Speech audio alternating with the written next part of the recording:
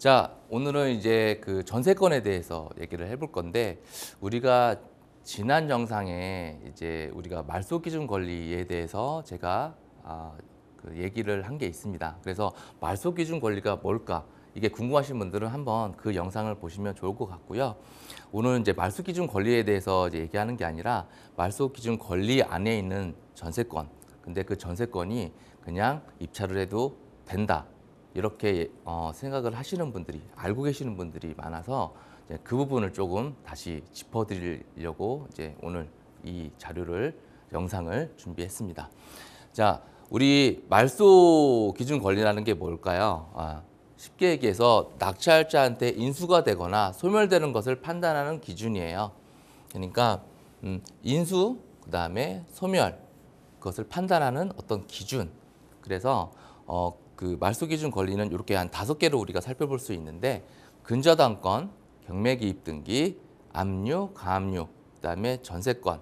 근데 전세권을 오늘 얘기를 할 건데, 이 전세권 중에 그 경매 신청을 했거나 배당 요구를 한 경우는 이 전세권이 말소 기준 권리에 들어가는데, 그렇지 않은 경우가 있기 때문에 제가 오늘 이 영상을 준비를 했습니다. 그리고 담보가등기, 이렇게 5개로 알 수 있는데, 이거를 오늘 얘기를 하려는 게 아니라 말소 기준 권리가 뭐고, 그다음에 말소 기준 권리가 어떤 게 있다, 이 정도만 일단은 아시면 될 것 같습니다. 자, 그래서 우리 입찰을 해도 되는 전세권, 우리가 이 전세권이 아까 얘기한 대로 말소 기준 권리라고 했는데, 사실 반은 맞고 반은 틀려요. 그래서 무조건 이게 전세권이 말소 기준 권리에 들어간다, 그렇게 생각을 하시고 내가 권리 분석을 하시면 안 됩니다.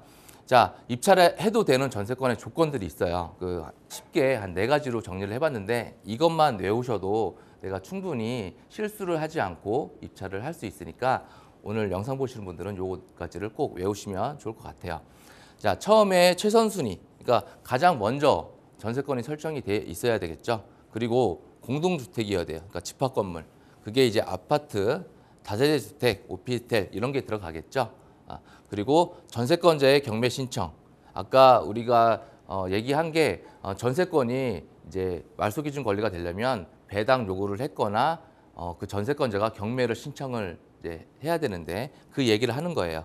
전세권자가 경매를 신청을 해야 되고, 그 다음에 그게 임의 경매여야 됩니다. 강제 경매가 아니라 임의 경매여야 돼요. 임의 경매, 이거 기억하세요. 그리고 전입 신고가 되어 있는지 없는지 되게 중요하거든요. 근데 전입 신고가 안 돼 있다, 그러면 이 4가지 조건이 다 성립을 한다 그러면 그거는 입찰을 해도 되는 전세권 조건에 들어가는 거니까, 이런 물건은 내가 입찰을 해도 된다, 이렇게 생각을 하면 되겠죠. 자, 예시를 한번 볼게요. 예시를 실제 경매 사건으로 예시를 한번 보겠습니다. 자, 이 물건은 뭐 금산에 있는 빌라였어요. 빌라였는데, 실제 이제 이 물건도 보면 여기 채권자가 어떤 건설 회사죠. 법인 어떤 건설 회사예요. 근데 이 채권의 이 법인 회사가 건설 회사가 이제 전세금을 못 받아서 이제 경매를 넣은 거죠. 보증금을 이제 받으려고. 그래서 아까 우리 뭐였죠? 최선순위, 그다음에 집합 건물, 그다음에 경매 신청자가 경매를 해야 되고, 그게 임의 경매여야 되고, 그다음에 전입이 없어야 된다. 요 4가지였죠. 하나씩 보면 이 채권자, 법인이죠. 이 채권자가 경매 신청한 사람인데 임의 경매를 했고요. 빌라니까 집합 건물에 들어가고요. 그리고 이제 밑으로 보면 요 전세권, 요게 이 건설회사죠. 1억 4천. 이 건설회사가 경매를 친 거예요. 우리 근데 임의 경매해야 된다고 했죠. 전세권자가 경매를 쳐야 되고, 그게 임의 경매해야 된다. 그리고 우리 마지막으로 얘기할 게 뭐였죠? 아까 전입이었죠. 전입이 돼 있는지 안 돼 있는지 봐야 되는데, 우리 여기 보면 전입이 안 돼 있어요. 전입이 안 돼 있으니까 이거는 입찰을 해도 되는 거죠. 우리 전세권이 말소 기준 권리에 들어가려면 그 전세권자가 경매 신청을 했거나 배당 요구를 한 경우인데, 이렇게 전입이 안 돼 있다 그러면 일단은 낙찰자가 1억 4천으로 낙찰을 안 받고 1억의 낙찰을 받아도 추가적으로 4천만 원을 낙찰자가 인수를 하지 않아요. 이 전세건으로 경매를 쳤기 때문에 이 법인 같은 경우는 돈을 다 못 받더라도 소멸이 됩니다. 그게 소멸이 되는 전세건이에요. 그러니까 이런 물건은 이렇게 입찰을 하셔도 되는 거죠. 그리고 요거를 한번 또 살펴볼게요. 요거는 이제 하면 안 되는, 주의를 해야 되는 전세건이에요. 같은 전세건인데 하면 안 되는 게 있고 해도 된다. 네, 이런 게 있죠. 자, 이거 같은 경우도 보면 수원에 있는 이제 빌라죠. 빌라고 이거는 한번 23년도 8월 달에 이제 어떤 분이 낙찰을 받았는데 미납을 했어요. 그러니까 이 두 분은 사실 이 전세건이 소멸된 걸로 생각을 하고 입찰을 하셨던 것 같아요. 근데 사실 이제 요 내용을 이제 보면 입찰을 하면 안 되는 물건이었구나 아실 수 있을 거예요.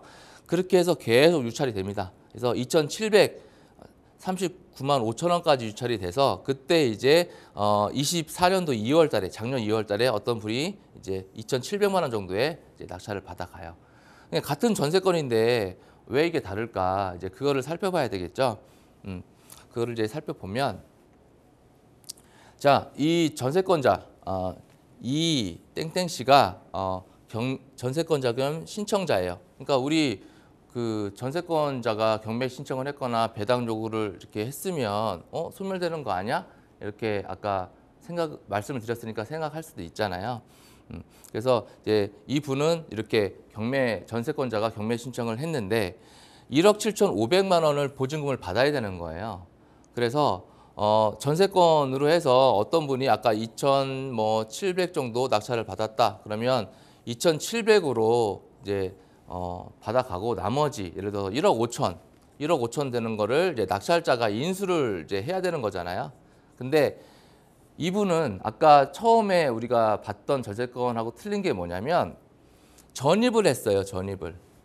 그러니까 아까 처음에 봤던 물건은 어떤 건설 법인 회사가 전입을 안 했죠. 그러니까 전세건이라는 어떤 그 권리만 쓰고 이제 더 이상 이제 쓸 게 없으니까 이제 소멸이 되는 건데 이거 같은 경우는 내가 전세건으로 경매를 쳤는데 전세건을 권리 한번 썼으니까 전세건은 없어져요. 근데 전입을 했어. 그러면 임차권이 남습니다. 임차권. 그러니까 대항력이 있어서 전입을 이제 해놓은 상태니까 임차권이 있어서 이 임차권은 없어지지가 않죠. 이 임차권이 살아있기 때문에 나머지 못 받는 돈을 이 임차권을 이용을 해서 내가 더 받을 수 있는 거죠. 그래서 이런 거를 조심을 해야 되는 거예요. 그러니까 전세권자가 경매 신청했으니까 또 배당 요구도 했으니까 그냥 소멸이 되겠네. 그렇게 해서 입찰하셨던 아까 그런 두 분이 나중에 이제 낙찰 받고 나서 이거 내가 추가로 인수를 해야 되는구나. 소멸이 되는 게 아니구나라는 걸 알고 미납을 하신 거죠. 자, 여기에 보면 여기 전입이 돼 있잖아요. 이 땡땡 씨가 경매 신청자, 전세권자인데 요 분이 이렇게 전입을 했어요. 아까 우리 처음에 봤던 물건은 전입이 안 돼 있었는데 그래서 이렇게 임차권이 남아 있기 때문에 전세권을 만약에 내가 써서 경매를 치더라도 그럼 전세권은 내가 쳤으니까 없어지더라도 이 임차권이 남아서 나머지 금액을 못 받는 금액을 내가 줘야 된다. 이렇게 생각을 하시면 됩니다. 자, 그러니까 낙찰자한테 인수되거나 소멸되는 것을 판단하는 기준이 우리가 이제 말소기준 권리라고 했는데 이것만 딱 알아놓으시면 될 것 같아요.